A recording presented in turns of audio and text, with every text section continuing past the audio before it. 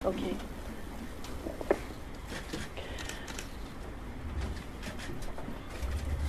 Assalamualaikum warahmatullahi wabarakatuh.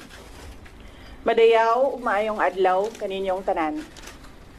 Magandang araw sa inyo lahat.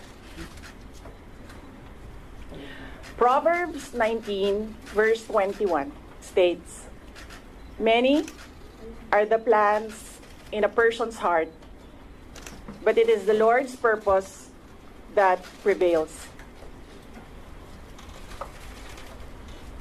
It took me 47 years to understand that my life was never meant to be only mine. Unlike others,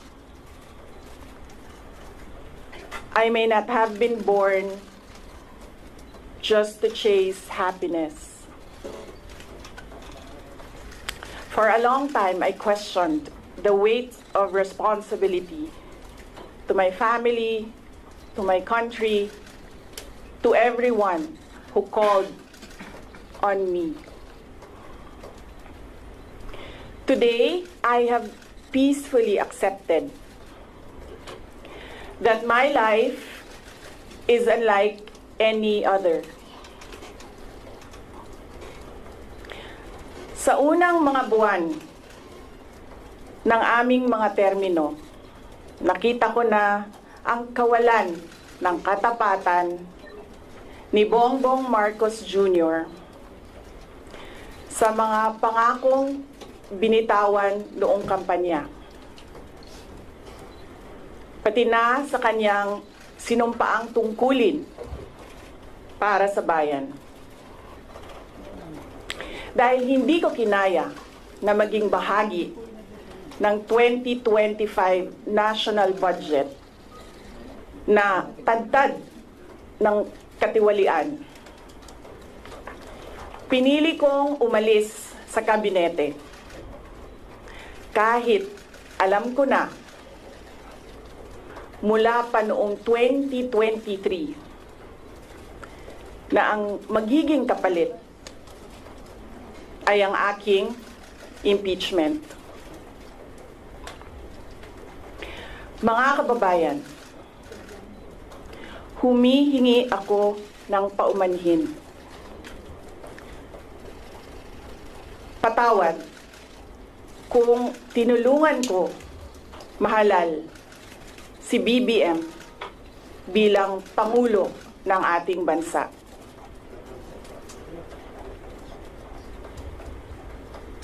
Patawad kung hanggang ngayon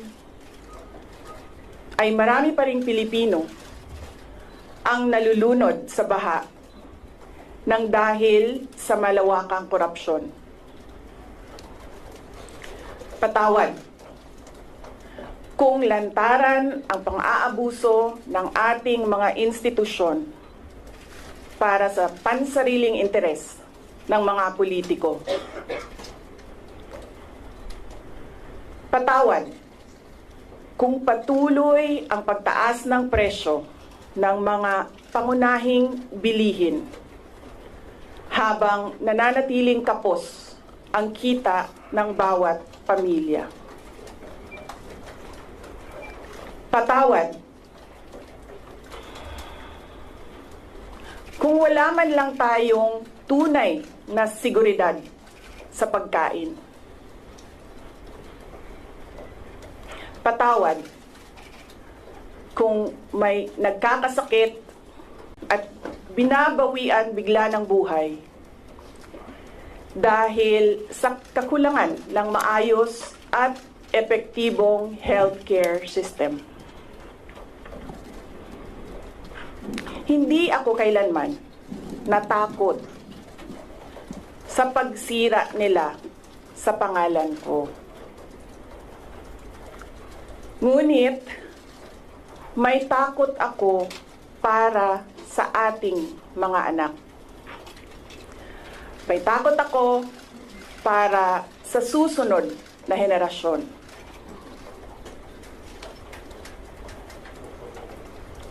May takot ako para sa mga kababayan nating walang bahay sa ibang bansa. Walang pangalawang pasaporte, walang ibang matatakbuhan kundi ang Pilipinas. Kahit ito'y patuloy na nalulugmok sa kahirapan. Na ako'y kahadlok, nga moabot ang adlaw na dawaton na lang nato ang kapobrihon isip kapalaran. Nga maanad na ta sa sayop, nga mawad-an na lang ta og paglaom. Og labaw sa tanan na ako'y kahadlok,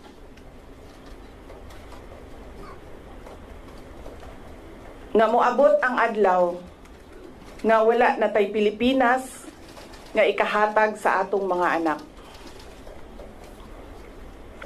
I cannot kneel before each and every Filipino to beg for forgiveness. Instead, I offer my life, my strength, and my future in the service of our nation. Mga kababayan, ibalik natin ang tapang at malasakit para sa Diyos, sa bayan, at para sa bawat pamilyang Pilipino. Ako si Sara Duterte, tatakbo bilang Pangulo ng Pilipinas. Syukran. Any questions? First question. Next time na ang question. Oh. Thank you. Oh. Morning. Iniwan ko kay JC yung kabuuan ng speech.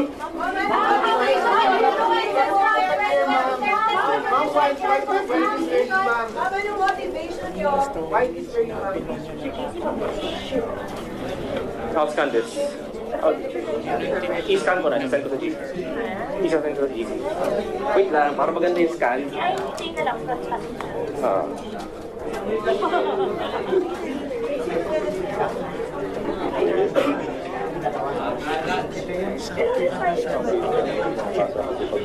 Okay. Okay, sir. May isang page dito na hindi nabasa. No. I-scan mo na. Ako na bala. Wait lang.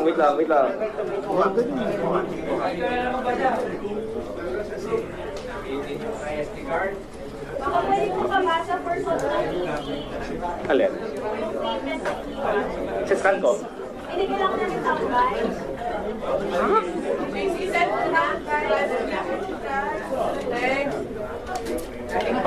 Di ba nagsasalita naman si Ma'am? Wait lang, yung scan.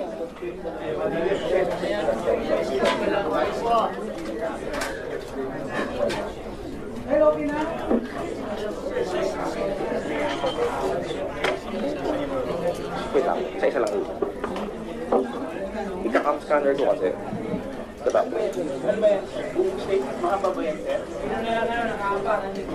Ano? May isang page lang daw siya hindi nabasa.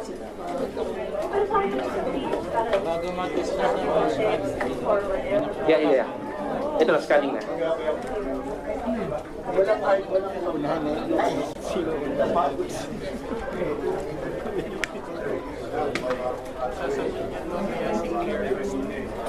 Okay. 2 years? Di ba promise naman yan early 2026? Tanda ako. You can review that. You can review early 2026. Yeah. No, wala nga. Lenny didn't resign. Oo.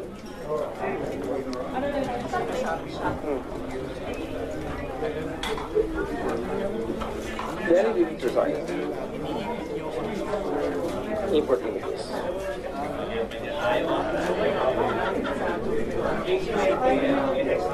Meron.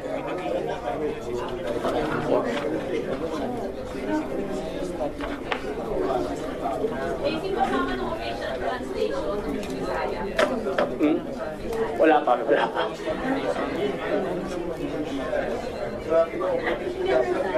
No? No. Lenny didn't resign. Nag-cover ka natin ng OVP, Mara. So, why you ba na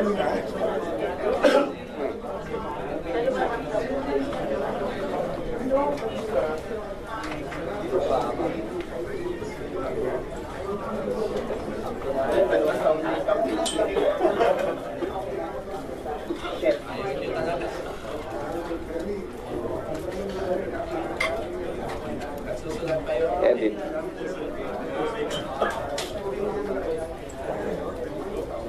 Go share as PDF.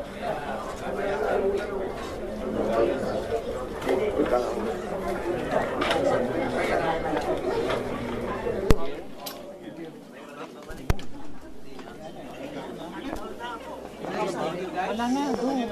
Malagay ko tapos na talaga. Umexit na si ma'am talaga. Guys, thank you for coming. Wait lang. Malagay ko umexit na talaga. Sabi niya, wala na muna ang question. Alanta naman ako.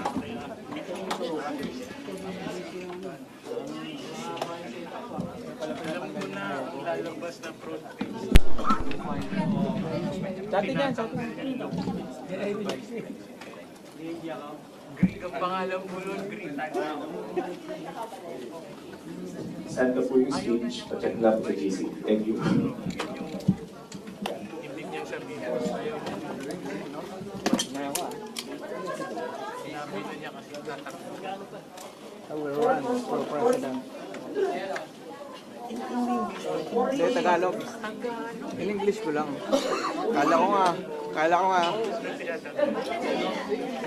Kala ko tuloy-tuloy yung Bisaya niya.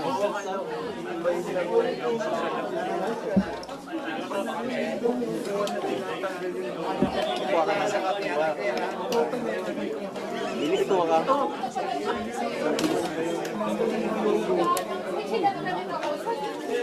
Hindi yung inaayos na ulit.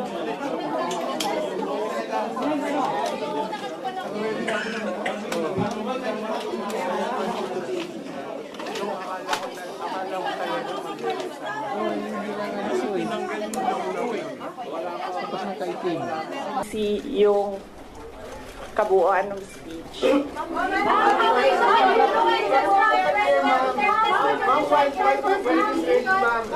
motivation yun?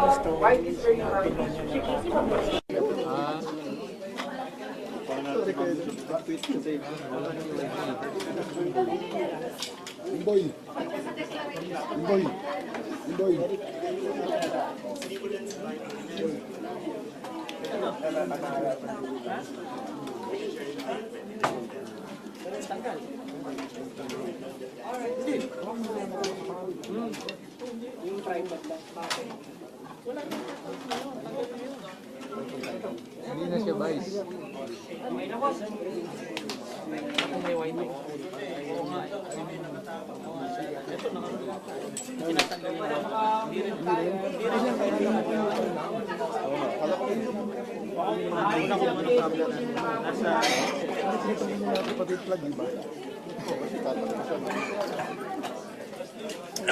Naano tayo. Pero may kuha ako nung una. Kasi mali mo ba namang tatanggap ang Hindi ako naniniwala wala ako. Hindi ako kasama sa ganita. Pero ano siya ako malalaman?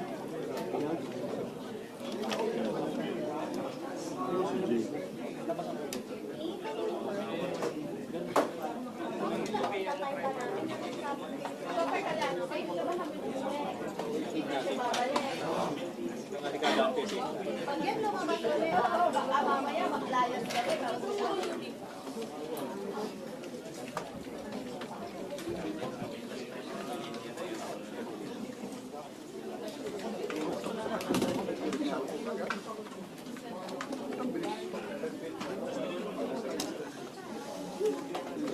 maiksi yung kabuuan ng speech.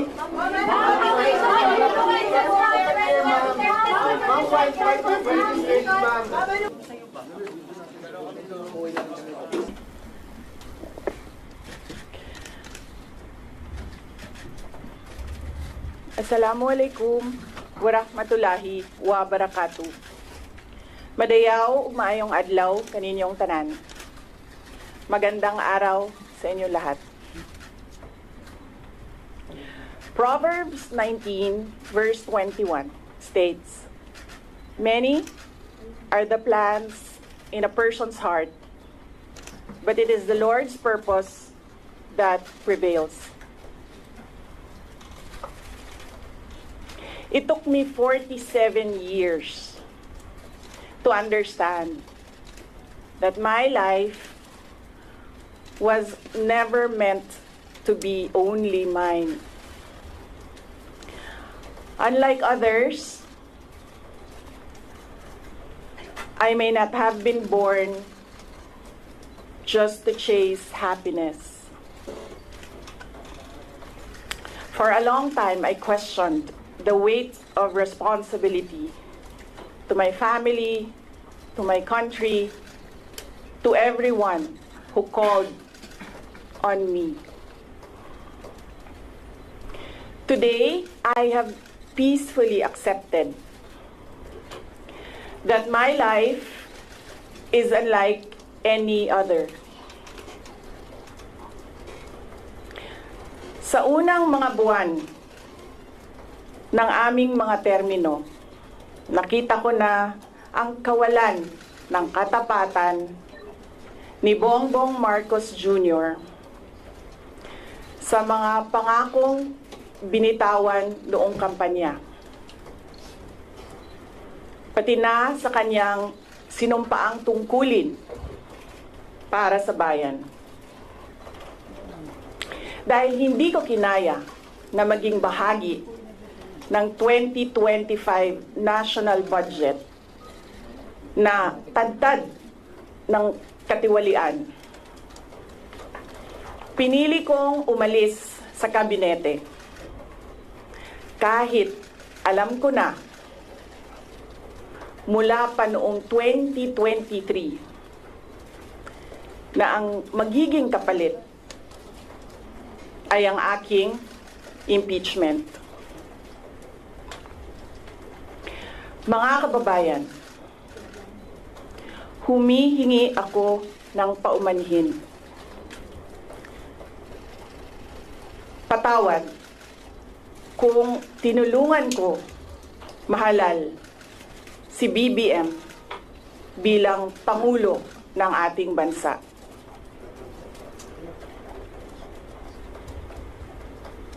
Patawad kung hanggang ngayon ay marami pa ring Pilipino ang nalulunod sa baha ng dahil sa malawakang korupsyon. Patawad kung lantaran ang pang-aabuso ng ating mga institusyon para sa pansariling interes ng mga politiko. Patawad kung patuloy ang pagtaas ng presyo ng mga pangunahing bilihin habang nananatiling kapos ang kita ng bawat pamilya. Patawad kung wala man lang tayong tunay na seguridad sa pagkain. Patawad kung may nagkakasakit at binabawian bigla ng buhay dahil sa kakulangan ng maayos at epektibong healthcare system. Hindi ako kailanman natakot sa pagsira nila sa pangalan ko. Ngunit may takot ako para sa ating mga anak. May takot ako para sa susunod na henerasyon.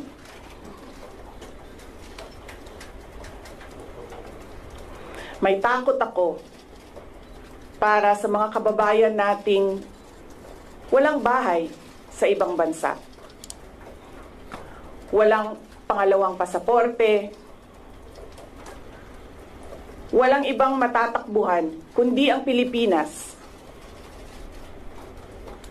Kahit ito'y patuloy na nalulugmok sa kahirapan.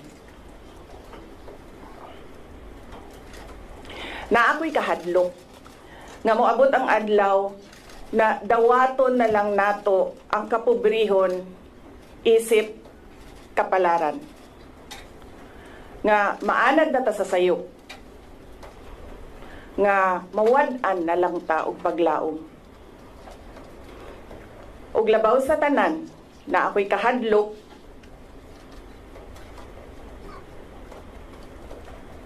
nga moabot ang adlaw nga wala na tay Pilipinas nga ikahatag sa atong mga anak.